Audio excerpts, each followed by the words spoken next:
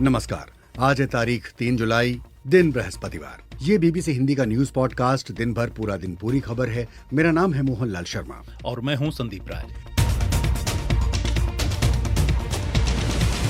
बिहार विधानसभा चुनाव से पहले चुनाव आयोग के राज्य में विशेष मतदाता गहन पुनरीक्षण के निर्देश पर मचा घमासान।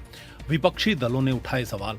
इलाका जो है बाढ़ से हम लोग परेशान रहते हैं। सवाल उठेगा कि लोग अपना जान माल बचाएगा कि चुनाव आयोग को कागज ढूंढ ढूंढ करके लोग देगा। बीजेपी ने कहा कि इंडिया ब्लॉक अपनी संभावित करारी हार से डरा हुआ है। बिहार के आगामी विधानसभा चुनाव इंडी गठबंधन अपनी करारी हार के डर से घबराहट और छटपटाहट में। समझेंगे कि क्या है ये पूरा मामला और इसका असर क्या पड़ सकता है।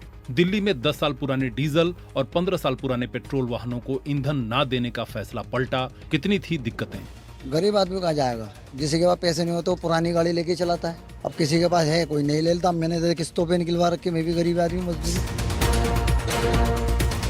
बात होगी भारत और इंग्लैंड के बीच दूसरे टेस्ट मैच के दूसरे दिन के खेल की भी, लेकिन पहले देश दुनिया की खबरें सुनिए संदीप राय से।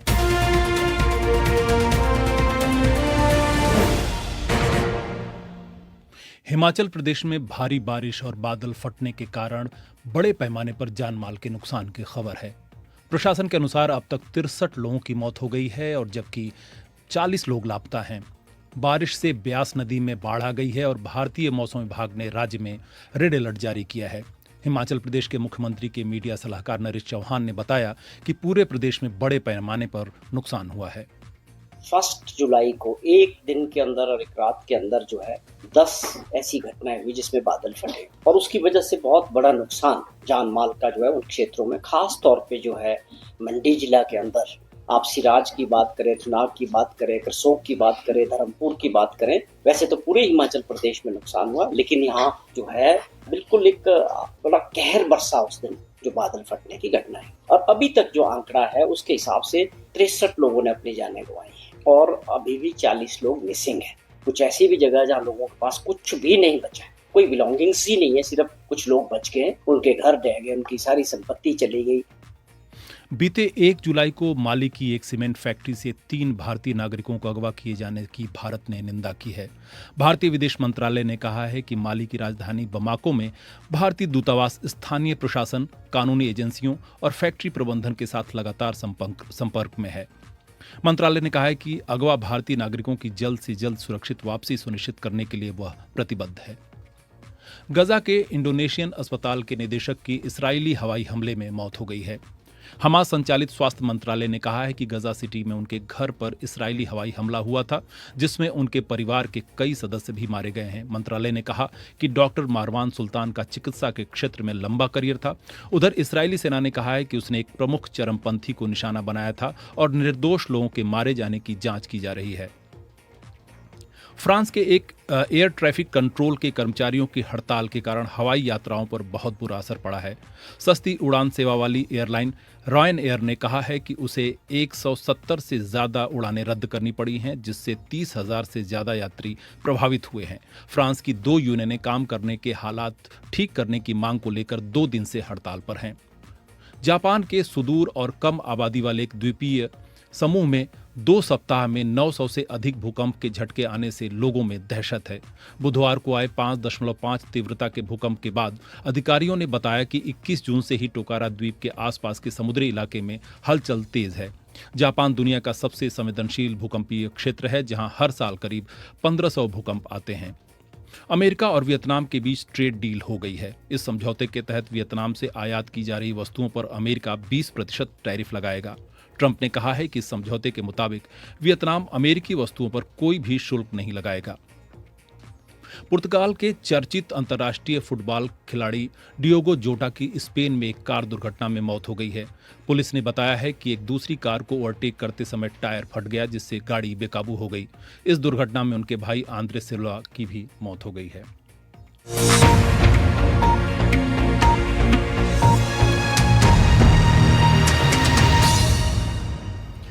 आज हम पॉडकास्ट की शुरुआत करने जा रहे हैं बिहार से, जहां आजकल राजनीति गर्मा रही है। जब जब संदीप चुनाव आता है तो चुनाव आयोग भी चर्चा में आता है और चुनाव के बाद ईवीएम पर चर्चा होती है और चुनाव से पहले मतदाता सूची पर चर्चा होती है। तो इस बार भी बिहार चुनाव से पहले चुनाव आयोग चर्चा के केंद्र में है और वजह है विधानसभा चुनाव के कुछ महीने पहले ही चुनाव आयोग ने राज्य में विशेष मतदाता गहन पुनरीक्षण के निर्देश दिए हैं। जी मोहन जी, पिछले कई दिनों से इस पर घमासान मचा हुआ है। विपक्षी पार्टियों ने इस पर गहरी आपत्ति जताई है। कल शाम को इंडिया ब्लॉक के नेताओं ने चुनाव आयोग से मुलाकात भी की और विपक्ष ने सवाल खड़ा किया कि क्या 1 से 2 महीने के बीच राज्य के करीब 8 करोड़ मतदाताओं का सत्यापन हो पाएगा। चुनाव आयोग से मिलने के बाद वरिष्ठ कांग्रेसी नेता अभिषेक मनु सिंघवी ने कहा, Firstly, we asked, the last revision was in 2003. For 22 years, हमने पूछा कि पिछला विशेष वोटर गहन पुनरीक्षण अभियान 2003 में हुआ था और इन 22 सालों में बिहार में 4-5 चुनाव हो चुके हैं। क्या ये पूरी तरह अविश्वसनीय चुनाव थे? ये पुनरीक्षण अभियान भी लोकसभा चुनाव के 1 साल पहले और विधानसभा चुनाव से 2 साल पहले हुए थे। आज आप जुलाई में महज 1 या 2 महीने के अंदर करीब 8 करोड़ मतदाताओं का विशेष पुनरीक्षण करना चाह रहे हैं। यह लोकतांत्रिक ढांचे पर हमला है। तो ये थे कांग्रेस के नेता अभिषेक मनु सिंघवी। दरअसल पिछले महीने 24 जून को चुनाव आयोग ने बिहार में विशेष मतदाता गहन पुनरीक्षण का निर्देश दिया था और ये 25 जून से 26 जुलाई के बीच होना है। चुनाव आयोग ने पहले कहा था कि सभी मतदाताओं को ज़रूरी दस्तावेज देना ज़रूरी है, लेकिन बाद में इसमें कुछ बदलाव भी किए गए। और सबसे अधिक विरोध राष्ट्रीय जनता दल यानी राजद के नेता, बिहार के पूर्व उप मुख्यमंत्री और राज्य में नेता प्रतिपक्ष तेजस्वी यादव की ओर से रहा है। उन्होंने एक्स पर लिखा है कि बिहार चुनाव से पहले चुनाव आयोग द्वारा मतदाता सूची के विशेष गहन संशोधन की कवायद न केवल संदेहास्पद है बल्कि लोकतंत्र की नींव पर सीधा हमला है। यह गरीबों के वोट काटने की गहरी साजिश है। और तेजस्वी यादव ने यह भी कहा है कि विशेष मतदाता गहन पुनरीक्षण अभियान की टाइमिंग पर सवाल उठाए। क्या चुनाव आयोग नहीं जानता कि ये मानसून का समय है बिहार में? हाँ बताइए, बिहार का कुल 73% इलाका जो है बाढ़ से हम लोग परेशान रहते हैं। सवाल उठेगा कि लोग अपना जान माल बचाएगा कि चुनाव आयोग को कागज ढूंढ ढूंढ करके लोग देगा। संविधान और लोकतंत्र विरोधी भाजपा और उसकी सहयोगी दल जनता दल यूनाइटेड गरीबों और वंचित वर्गों के मतदान के अधिकार को छीनना चाह रहे हैं। पहले उनका मतदाता सूची से नाम काटेंगे, फिर गरीबों का राशन बंद करेंगे, पेंशन बंद करेंगे, अनुसूचित जाति जनजाति और पिछड़े वर्गों की छात्रवृत्ति बंद करने का इनका पूरा एजेंडा है। तो तेजस्वी यादव टाइमिंग पर सवाल उठा रहे हैं, लेकिन चुनाव आयोग ने इन आपत्तियों पर अभी तक कोई बयान जारी नहीं किया है। लेकिन भारतीय जनता पार्टी का कहना है कि इंडिया ब्लॉक अपनी हार से डरा हुआ है। भारतीय जनता पार्टी के राष्ट्रीय महासचिव तरुण चुघ क्या कहते हैं? बिहार के आगामी विधानसभा चुनाव इंडी गठबंधन अपनी करारी हार के डर से घबराहट और छटपटाहट में, तिलमिलाहट में इंडी गठबंधन के नेता चुनाव आयोग जैसे विश्वव्यापी स्वतंत्र निष्पक्ष लोकतांत्रिक संस्थाओं पर कीचड़ उछाला जा रहा। असल में आप हार रहे हैं। लेकिन राजनीतिक बयानबाजी को अगर अलग रखें तो आम लोगों में असमंजस और आशंका है। इसे स्पष्ट करने के लिए चुनाव आयोग ने 2 बार नियमों में बदलाव भी किया और बयान जारी कर स्थिति को स्पष्ट करने की कोशिश भी की। राज्य में 21% मतदाता राज्य से बाहर हैं और दरअसल चुनौती इन मतदाताओं का विशेष पुनरीक्षण है। लेकिन जो लोग राज्य में मौजूद हैं उनके लिए भी ये अभियान एक टेढ़ी खीर बनी हुई है। जी मोहन जी, जरूरी दस्तावेज में आधार कार्ड को मान्यता न मिलने से बहुत से लोग असमंजस में हैं और विशेष मतदाता गहन पुनरीक्षण अभियान को लेकर स्थानीय लोगों में क्या आशंका है और चुनाव आयोग क्या रास्ता निकाल रहा है, जानने के लिए हमने अब से कुछ ही देर पहले बात की पटना में मौजूद बीबीसी संवाददाता सीटू तिवारी से।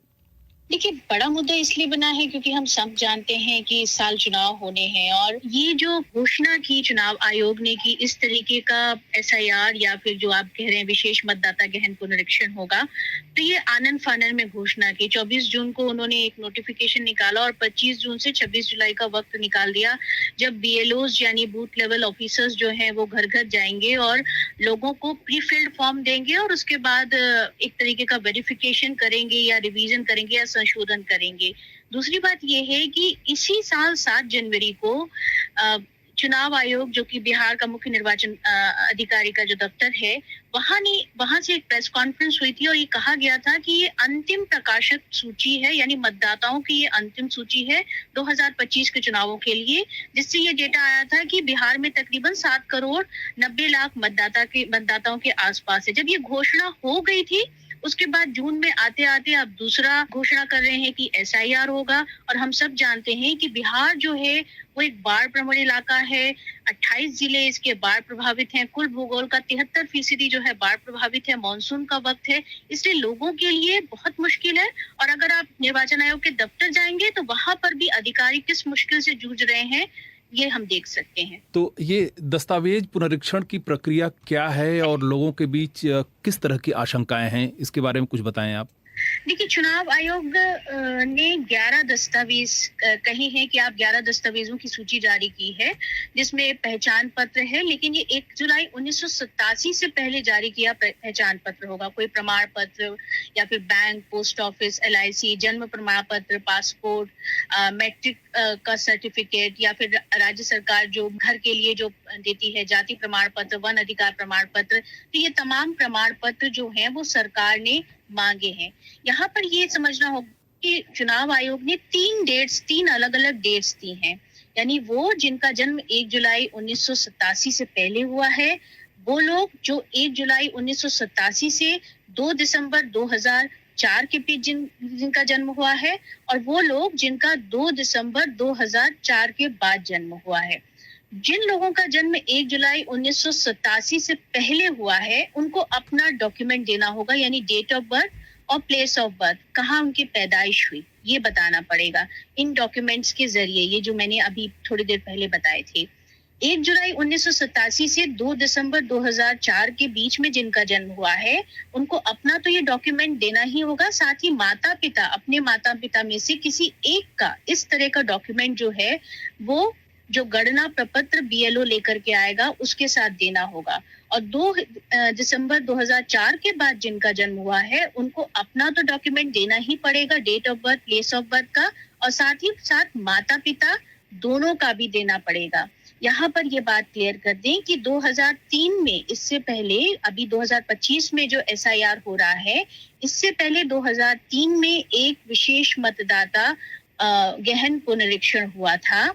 तो आयोग ने ये व्यवस्था की है कि 2003 में जिनका SIR हो चुका है, उनको अब कोई दस्तावेज नहीं देना पड़ेगा, लेकिन 2003 की जो मतदाता सूची है उसमें जहां उनका नाम है उसको निकाल करके फोटो स्टेट जो है वो गणना प्रपत्र के साथ लगाना पड़ेगा। अच्छा, लोगों की आशंका क्या है? माने ये तो आपने बता दिया। लोगों की आशंका, इसमें ये समझना होगा कि लोगों की आशंका ये है कि ये मैं जितने प्रमाण पत्र या जितने दस्तावेजों की बात कर रही हूँ, इसमें से ज्यादातर लोगों के पास नहीं है। हमारे लोगों के पास ज्यादातर आधार कार्ड है, कुछ लोगों के पास पैन कार्ड है, राशन कार्ड है, मनरेगा कार्ड है। ये सारे कार्ड्स जो हैं वो लोगों के पास सुलभ है, मतलब लोगों के पास है, लेकिन ये कार्ड जो हैं ये मान्य नहीं है। ये जो पुनरीक्षण होगा इसमें मान्य नहीं है, बल्कि दूसरे दस्तावेज जो हैं वो मान्य है।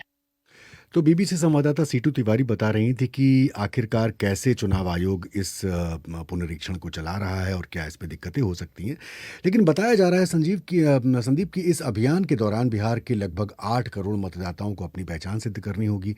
तमाम व्यावहारिक दिक्कतों के अलावा विपक्षी दलों के मन में भी एक आशंका है, और पश्चिम बंगाल की जो मुख्यमंत्री हैं ममता बनर्जी और उनके एक जो नेता हैं दीपांकर भट्टाचार्य, उनका कहना है कि बिहार में विशेष मतदाता गहन अभियान से पिछले दरवाजे से NRC दरअसल लाने की कोशिश है। जी, इस गहन पुनरीक्षण अभियान का बिहार और देश में भविष्य में क्या असर होगा, और इसी को समझने के लिए हमने बात की पटना के Tata institute of social sciences से जुड़े समाजशास्त्री पुष्पेंद्र जी से। ये मुद्दा केवल बिहार के लिए नहीं, पूरे देश के लिए बहुत बड़ा है, क्योंकि पहली बार लगता है कि इस प्रकार का कोई प्रयोग किया जा रहा है चुनाव के बिल्कुल पास में, जबकि वोटिंग जो लिस्ट है उसकी पुनरीक्षण पहले हो चुका है। इस साल के शुरू में वो एक लिस्ट तैयार हो चुका है। अचानक से नागरिकता की जांच करना, और आमतौर पर जो पहचान पत्र के जितने जो डॉक्यूमेंट्स यूज किए जाते हैं, जो खास तौर से आजकल बहुत डिमांड में है, जैसे कि आधार कार्ड है या राशन कार्ड है, उन सबों की अवहेलना करते हुए पूरी तरह से बर्थ सर्टिफिकेट के आधार पर, और ऐसे देश में और खासतौर से बिहार जैसे राज्य में जहाँ की बर्थ सर्टिफिकेट बहुत कम लोगों के पास है, वो 5% लोगों के पास भी नहीं है, किसी प्रकार से आधी आबादी अभी मैट्रिकुलेट नहीं है। तो जिस तरह से ये डिमांड किया गया है तो वो दिखाता है कि इसमें वोटिंग परसेंटेज बढ़ेगा राज्य का, ये बात नहीं है। एक्चुअली बड़ी संख्या में वोटर बाहर हो जाएंगे और इस तरह से जो नागरिकता के अधिकार में एक सबसे बड़ा अधिकार, जो राजनीतिक अधिकार जो सबसे बड़ा है, वो वोटिंग का है। इससे बड़ी संख्या में लोग वोटिंग के अधिकार से बाहर हो जाएंगे और इसमें पूर्वाग्रह बहुत साफ है, क्योंकि जो लोग बाहर होंगे वो लोग होंगे जो माइग्रेंट नहीं है, जो माइग्रेंट हैं, और ऐसे लोग भी बाहर होंगे जो कम पढ़े लिखे लोग हैं, तो जिनके पास बर्थ सर्टिफिकेट नहीं है। बहुत सारे ऐसे लोग होंगे जिनके पास डॉक्यूमेंटेशन इसलिए भी नहीं होगा कि किसी खास परिस्थिति का वो शिकार हो, उदाहरण के लिए जैसे बाढ़ से प्रभावित क्षेत्र हैं। तो ये सब देखते हुए ये नागरिकता के अधिकार से लोगों को वंचित करने जैसा मामला बन जा रहा है। इसलिए इसका परिणाम अगर बिहार के लिए भी और अगर दूसरे राज्यों में बाद में इसका एक्सपेरिमेंट किया गया तो उसके लिए भी बहुत बड़े घातक होंगे। दूसरा सवाल ये है कि बिहार के चुनाव पर इसका क्या असर पड़ सकता है, क्योंकि बहुत सारी विपक्षी पार्टियों ने, खासकर राजद ने, इस पर सवाल उठाया है।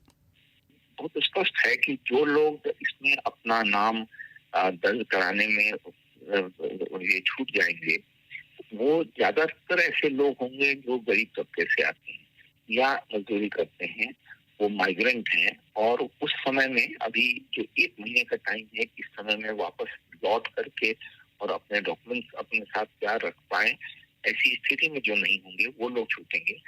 और हम जानते हैं कि मतदाताओं का जहाँ तक मामला है तो एक विभाजन बहुत स्पष्ट है बिहार में, तो खास तौर से है कि जहाँ जो गरीब मतदाता है और खासतौर से जो दलित है या ओबीसी का है, वो मतदाता प्रायः वो विपक्ष के साथ है, खास आरजेडी के साथ है, लेकिन जहाँ वामपंथी पार्टियां हैं मौजूद वहाँ वामपंथी पार्टियों के साथ है, कहीं कहीं वो कांग्रेस के साथ है। आमतौर पर जो मुस्लिम हैं वो भी इन्हीं दलों के साथ हैं, विपक्ष के साथ हैं।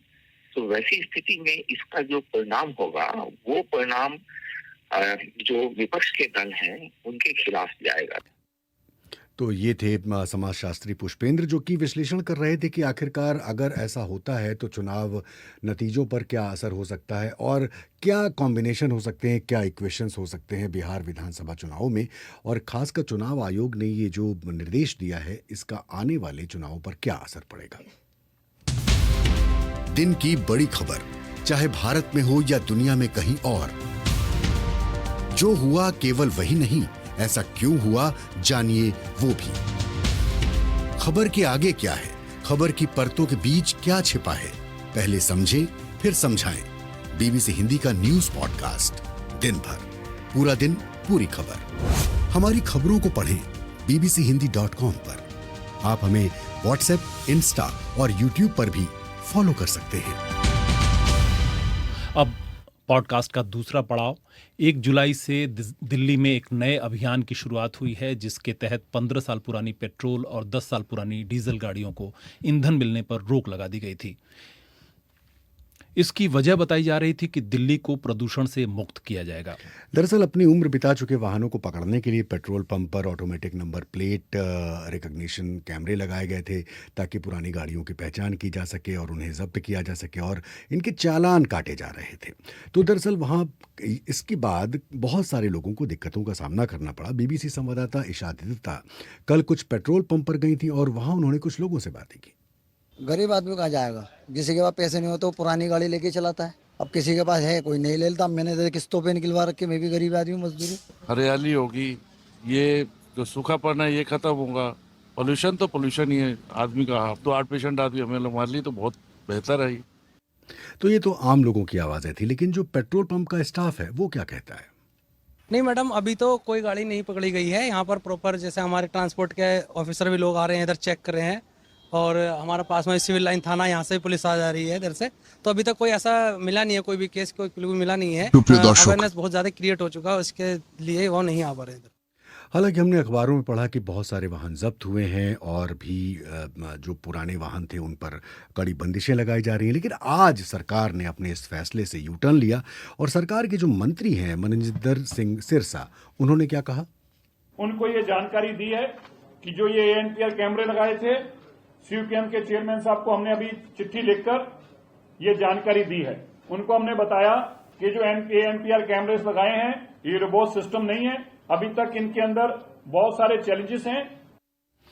तो ये थे सरकार के मंत्री सिरसा। मेरे साथ मौजूद हैं बीबीसी संवाददाता ईशा दृता। कल से आप इस स्टोरी पर हैं और आपने तमाम पेट्रोल पंप आप गई, वहाँ पर कुछ लोगों से बात की, पेट्रोल पंप के स्टाफ से भी बात की, आम लोगों से बात की। सरकार ने ये जो फैसला है इस पर यू टर्न क्यों लिया, क्या वजह है?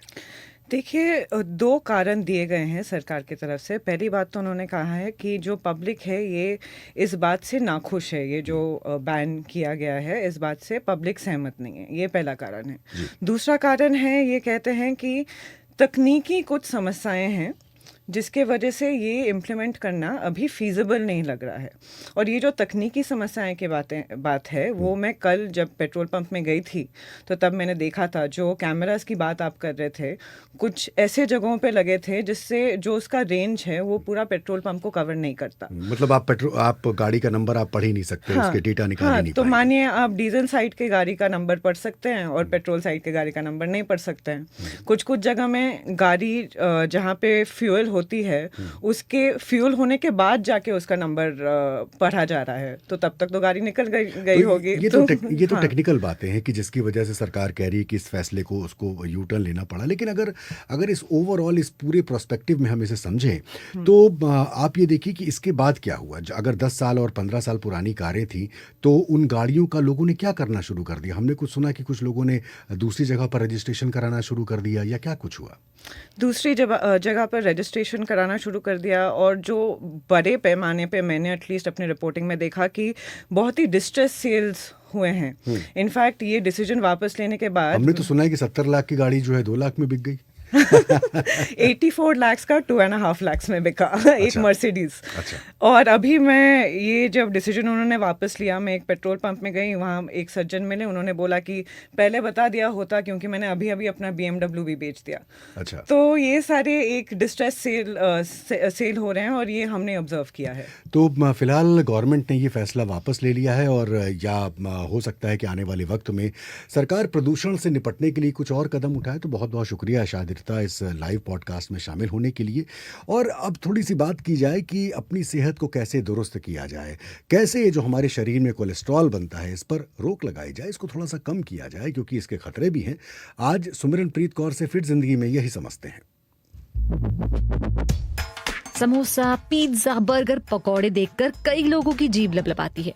क्रेविंग्स होती हैं कि अभी खा लो। ये सोचते हैं कई लोग कि इससे यंग एज में तो कोलेस्ट्रॉल नहीं बढ़ेगा, लेकिन कोलेस्ट्रॉल अब एक ऐसी प्रॉब्लम है जो सिर्फ सीनियर सिटीजन्स को ही इफेक्ट नहीं कर रही, इसकी चपेट में यंगस्टर्स भी हैं। तो आज कोलेस्ट्रॉल की बात और कैसे कुछ बेसिक लाइफस्टाइल चेंजेस से हम कोलेस्ट्रॉल के लेवल को कम कर सकते हैं। यह है फिट जिंदगी, मैं आपके साथ सुमिरन। पहले ये जानते हैं कि कोलेस्ट्रॉल होता क्या है। भाई, कोलेस्ट्रॉल एक ऐसी चीज है जिसकी आपको जरूरत होती है। जी हाँ, सही सुना आपने। कोलेस्ट्रॉल एक फैट होता है, जेल जैसा सब्सटेंस होता है जिसे लिपिड भी कहा जाता है और इसके कई फंक्शंस हैं। कोलेस्ट्रॉल हमारी बॉडी के हर सेल में होता है और हमारी बॉडी में खून के जरिए ट्रैवल करता है। अब ये सारे सेल्स को चारों ओर से एक प्रोटेक्टिव कवरिंग देता है और एक्सपर्ट्स के मुताबिक कुछ हार्मोन्स के बनने में भी मदद करता है। ये हमारे लिवर को पित्त यानी बाइल बनाने में मदद करता है जो आपके खाने को ब्रेक डाउन करते हैं। एक इंटरेस्टिंग फैक्ट ये है कि लिवर हमारे शरीर में मौजूद कुल कोलेस्ट्रॉल का लगभग 80% बनाता है। अब कोलेस्ट्रॉल के 2 मेन टाइप्स होते हैं, HDL जिसे गुड कोलेस्ट्रॉल कहा जाता है, LDL जिसे बैड कोलेस्ट्रॉल कहा जाता है। HDL और LDL को लेकर खून हमारे शरीर से गुजरता है। HDL कोलेस्ट्रॉल बिना किसी प्रॉब्लम के आगे बढ़ जाता है, लेकिन अगर LDL यानी बैड कोलेस्ट्रॉल का लेवल हाई होता है, वो सुपर ग्लू में लिपटा होता है, तो वो आपकी आर्टरीज और वेसल्स से टकराता है, वहीं चिपक जाता है और तब धीरे धीरे प्लाक बनना शुरू होता है। इसीलिए LDL को स्टिकी कोलेस्ट्रॉल भी कहा जाता है। इसीलिए डॉक्टर्स एडवाइस करते हैं कि LDL का लेवल कम हो। अब लंबे समय तक अगर प्लाक जमा होता रहता है तो ब्लड को ब्लड वेसल से होकर निकलने में प्रॉब्लम होती है। इसकी वजह से हमारे ब्रेन और हार्ट को पर्याप्त ऑक्सीजन नहीं मिलता है, न्यूट्रिएंट्स नहीं मिलते हैं और इसी की वजह से हार्ट अटैक, ब्रेन स्ट्रोक का खतरा बढ़ जाता है। अब कई चीजें कोलेस्ट्रॉल के लेवल को इफेक्ट करती हैं। आपकी एज, मेडिसिन, लाइफस्टाइल, कोई क्रॉनिक डिजीज है आपको, HIV, थायराइड, ल्यूपस या डायबिटीज। अब लाइफस्टाइल, फिजिकल एक्टिविटीज और ईटिंग हैबिट्स बहुत बड़े फैक्टर्स हैं। बैड कोलेस्ट्रॉल का सबसे बड़ा सोर्स है सैचुरेटेड फैट्स, ट्रांस फैट्स और अल्ट्रा पैकेज्ड फूड्स। और जानकारी दे रहे हैं फोर्टिस एस्कॉर्ट्स हार्ट इंस्टीट्यूट के cardiologist doctor Vibudh Pratap Singh. Trans fatty acids artificial fats होते हैं, प्रोसेस्ड स्नैक्स में, बेकरी आइटम्स में। रिसाइकिल्ड ऑयल, इन trans fatty acid containing oil खाने से जो दिक्कत आती है, LDL कोलेस्ट्रॉल को इंक्रीज करते हैं। जो एंटीऑक्सीडेंट्स होते हैं वो खत्म होते हैं, बॉडी के अंदर इन्फ्लेमेटरी एक्टिविटी को प्रोड्यूस करते हैं। रिफाइंड कार्ब जैसे मैदा, एक्सेस शुगर, सॉल्ट, ये सब आपकी बैड कोलेस्ट्रॉल को बढ़ाती है। अब आप जितने एक्टिव होंगे, आपकी मसल्स उतना ही ज्यादा सैचुरेटेड फैट का इस्तेमाल करेंगे एनर्जी के लिए और इसका मतलब होगा कि शरीर में कम सैचुरेटेड फैट ट्रैवल करेगा। एक्सरसाइज कीजिए, स्मोकिंग ना करें, वजन कम करें, अल्कोहल कम कंज्यूम कीजिए, saturated fats, trans fats, processed food से दूर रहें और अपने खाने में डाइटरी फाइबर जरूर इंक्लूड करें। डाइटरी फाइबर, जिसे रफेज कहा जाता है, वो फैट को ट्रैप कर लेता है ताकि फैट सारा का सारा एब्जॉर्ब ना हो और इससे कोलेस्ट्रॉल का लेवल कम होता है। साबुत अनाज खाइए जैसे दलिया, ओट्स, साथ में खूब सारी फल और सब्जियां। अपने सॉल्ट इनटेक पर नजर रखिए। कभी कभी लाइफस्टाइल में बदलाव काफी नहीं होते तो उन केसेस में डॉक्टर्स एडवाइस करते हैं मेडिसिन्स। अब मुझे ये तो नहीं मालूम कि हमारे लिसनर्स इसको सुन के क्या अंदाज़ा लगाएंगे, लेकिन एक चीज़ जो मैंने सीखी कि मैं अपने कोलेस्ट्रॉल को कैसे कम करूं, तो आज से कुछ चीज़ें बिल्कुल तय कर दी जाती हैं कि भाई तेल, चिकनाई, ये सब चीज़ें कम की जाएंगे ताकि जो अच्छा कोलेस्ट्रॉल है वो बेहतर हो जाए और जो बुरा कोलेस्ट्रॉल है वो थोड़ा सा घट जाए। क्योंकि अगर ज़िंदगी को आगे बढ़ाना है तो कुछ चीज़ों पर हमें नियंत्रण करना ही होगा और नियंत्रण करना होगा वो सेहत के लिए ज़रूरी है, लेकिन चौकों और छक्कों के लिए नहीं।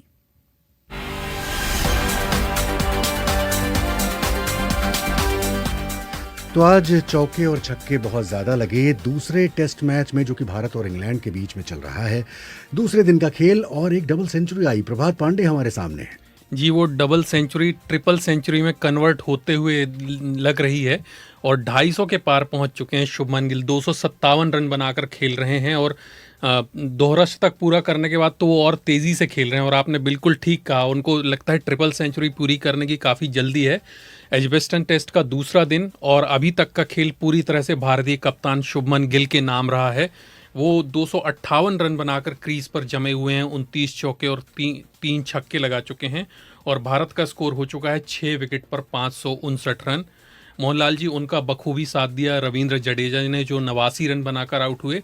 लेकिन शुभमन गिल इतिहास रचने की ओर आगे बढ़ रहे हैं। अगर वो 300 रन बना लेते हैं तो भारत के एलीट 300 क्लब में शामिल हो जाएंगे। वीरेंद्र सहवाग का ये कारनामा हम जानते हैं और हम देख भी चुके हैं। वीरेंद्र सहवाग ने 2 बार ट्रिपल सेंचुरी बनाई है टेस्ट में। उसके अलावा दिलचस्प बात है कि करुण नायर ने भी ट्रिपल सेंचुरी बनाई है भारत के लिए टेस्ट में।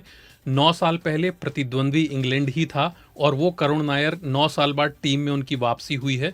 हालांकि वो 31 रन बनाकर आउट हो गए हैं, लेकिन शुभमन गिल जिस तरह से खेल रहे हैं तो वो इतिहास रचने के करीब पहुंचते जा रहे हैं। मोहनलाल जी, तो मुझे लगता है कि आज जो आपसे बात हुई ना, इससे मेरा जो ट्रिविया पार्ट स्पोर्ट्स का थोड़ा सा बेहतर हो गया है, क्योंकि 2 नाम मेरे जहन में और आ गए।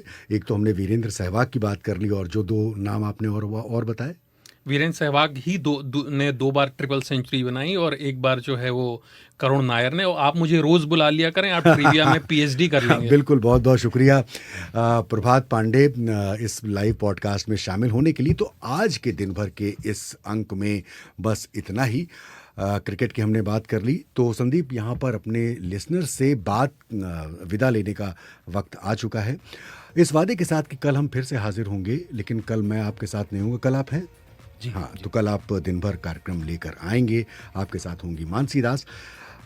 शनिवार और संडे को हम आपके पास नहीं आते हैं, लेकिन हम फिर मंडे को भी आएंगे। तो फिलहाल कल का इंतजार कीजिए। हमें सुनने के लिए शुक्रिया। मोहनलाल शर्मा और संदीप राय को अनुमति दें।